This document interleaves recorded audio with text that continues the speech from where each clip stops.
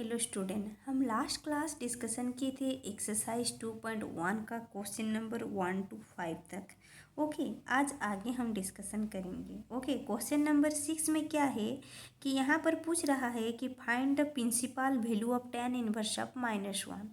Okay, कोई भी trigonometry function का जो इन्वर्स फंक्शन है, इन्वर्स ऑफ ट्रिगोनोमेट्री फंक्शन का अगर प्रिंसिपल वैल्यू निकालना है तो हम लोगों को दो चीज़ को ध्यान में रखना है कि उसका प्रिंसिपल वैल्यू ब्रांच मतलब उसका रेंज कितना होता है, और वो स्टैंडर्ड टेबल जो 0 to 180 डिग्री तक जानना बहुत ही ज़रूरी है। ओके, अगर इन दोनों चीज़ अगर मालूम हो गया है तो आगे कोई भी नंबर तुम सॉल्व कर पाओगे। ओके, तो जैसे कि tan इनवर्स ऑफ -1 का प्रिंसिपल वैल्यू निकालना है हमको। ओके, तो पहले tan इनवर्स का प्रिंसिपल वैल्यू का ब्रांच कितना होता है, -π/2 to π/2 के अंदर आता है। यहाँ पर ओपन इंटरवल लगता है क्योंकि tan 90 डिग्री डिफाइंड नहीं होता है तो -90 भी डिफाइंड नहीं होगा। तो अभी हमको इसको ये है tan इनवर्स का प्रिंसिपल वैल्यू ब्रांच और रेंज है। अभी हमको इसका प्रिंसिपल वैल्यू निकालना है।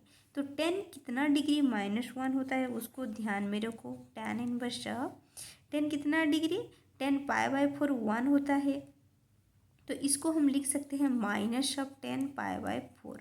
ओके, और tan ऑफ माइनस थीटा क्या होता है, -tan थीटा। हम लोग को मालूम है कि tan ऑफ माइनस थीटा होता है -tan थीटा।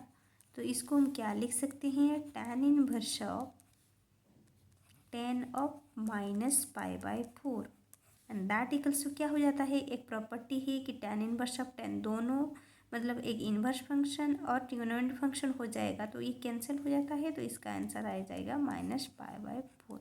ओके, और एक चीज़ भी ध्यान रखो शॉर्टकट में, tan इनवर्स ऑफ -1 का अगर प्रिंसिपल वैल्यू निकालना है तो एक चीज़ को ध्यान करो कि -1 मतलब tan कितना डिग्री -1 होता है, tan 45 डिग्री तो 1 होता है, तो tan ऑफ -45 डिग्री -1 हो जाएगा।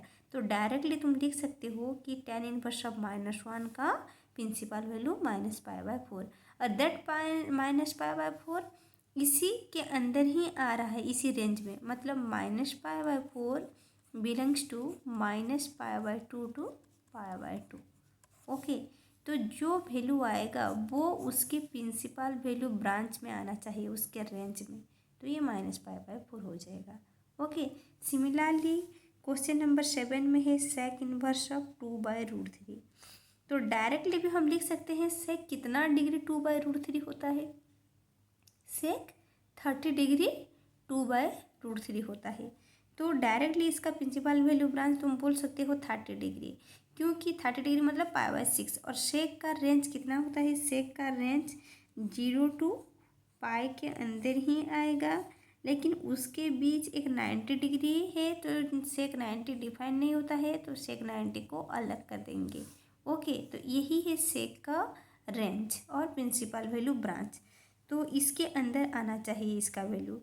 तो यहाँ पर अगर निकालेंगे फार्मूला के हिसाब से मतलब प्रोसीजर के अनुसार तो लिख सकते हैं sec inverse of sec π/6। Okay, sec π/6 लिख सकते हैं, sec inverse of sec π/6 that means कितना हो जाएगा π/6, और दैट π/6 बिलोंग्स टू 0 to π, मतलब 0 to 180 डिग्री के अंदर आ रहा है। डिफरेंस π/2 को डिफरेंस क्यों कर रहे हैं,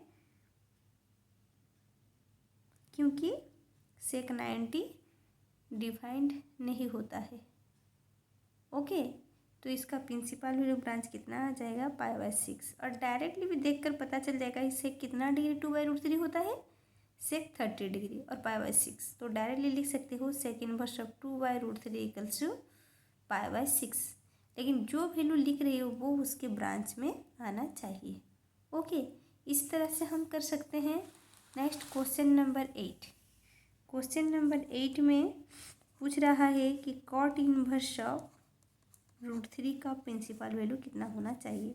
तो कॉट का कितना होता है उसका ब्रांच, प्रिंसिपल वैल्यू ब्रांच, वो होता है, कॉट का आता है तुम्हारा 0 to π, ओपन ब्रैकेट लगेगा, क्योंकि कॉट 0 डिफाइंड नहीं होता है, कॉट π डिफाइंड नहीं होता है, तो कितना आ जाएगा ये जो प्रिंसिपल वैल्यू ब्रांच आएगा वो इसी के रेंज के अंदर ही रहेगा। तो कॉट कितना डिग्री √3 होता है? हम लिख सकते हैं कॉट इनवर्स ऑफ कॉट √3 का मतलब कितना डिग्री आ जाएगा तुम्हारा?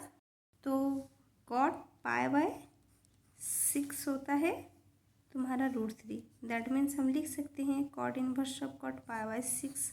तो इन दोनों कैंसिल हो जाएगा तो आ जाएगा π/6।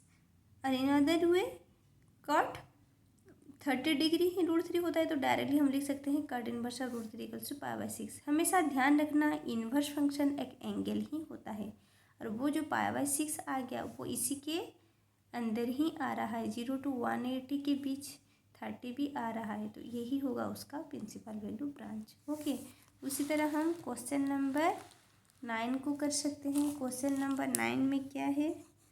क्वेश्चन नंबर 9 में हमको पूछ रहा है कि कॉस इनवर्स ऑफ -1/√2, तो इसका प्रिंसिपल वैल्यू ब्रांच कितना होगा? तो कॉस इनवर्स ऑफ डायरेक्टली भी लिख सकते हो क्योंकि कॉस का रेंज कितना है 0 to π। तो 0 to π मतलब 0 to 180 के बीच कॉस कितना डिग्री -1/√2 होता है? ओके, तो कॉस का कितना डिग्री 1/√2 होता है? तो कॉस इनवर्स कॉस 3π/4 का वैल्यू होता है -1/√2 मतलब 135 डिग्री। तो हम डायरेक्टली लिख सकते हैं दैट इक्वल्स 3π/4। और ये जो 3π/4 है 135 degree that belongs to 0 to π, उसी के ब्रांच में ही आ रहा है। ऐसे डायरेक्टली भी कर सकते हो, इन अदर वे में भी हम ऐसे भी कर सकते हैं। अगर इसी मेथड अगर नहीं कर पाओगे तो इसी मेथड से भी हम कर सकते हैं कि लिख सकते हैं cos inverse of cos minus है तो माइनस लिख देंगे, कॉस 1/√2 मतलब कॉस π/4। इसको लिख सकते हैं cos inverse of cos of मतलब माइनस कॉस थीटा है तो कॉस π - थीटा क्या होता है? Minus cos theta. तो लिख सकते हैं कॉस π - π/4 दैट इक्वल्स कितना हो जाएगा? कॉस इनवर्स ऑफ कॉस 3π/4 और दैट इक्वल्स टू 3π/4। तो इतना भी इसी मेथड के हिसाब से भी तुम कर सकते हो। और डायरेक्टली मतलब जो -1/√2 है कॉस कितना डिग्री -1/√2 होता है वो याद कर लो 3π/4 और 3π/4 उसके ब्रांच में आ रहा है तो 3π/4 हो सकता है। अगर प्रोसीजर के हिसाब से करो तो इसी मेथड से भी कर सकते हैं। लेकिन अभी जो मल्टीपल चॉइस क्वेश्चन आ रहा है डायरेक्टली हम इसको कर पाएंगे कि कॉस इनवर्स -1/√2 का मतलब क्या होगा? मतलब कॉस कितना डिग्री -1/√2 होता है? कॉस 135 डिग्री -1/√2 होता है तो डायरेक्टली उसका प्रिंसिपल वैल्यू ब्रांच क्या हो जाएगा?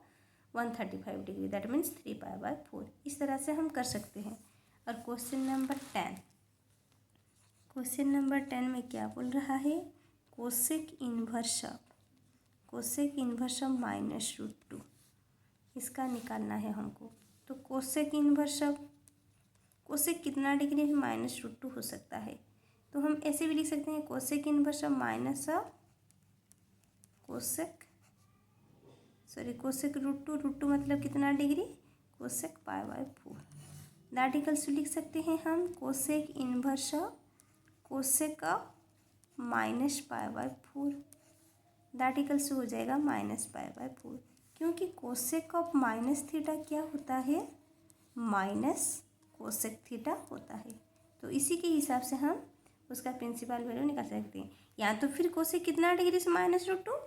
कोसेक -45 डिग्री -√2 होता है तो डायरेक्टली हम लिख सकते हैं -45 डिग्री दैट मीन्स -π/4।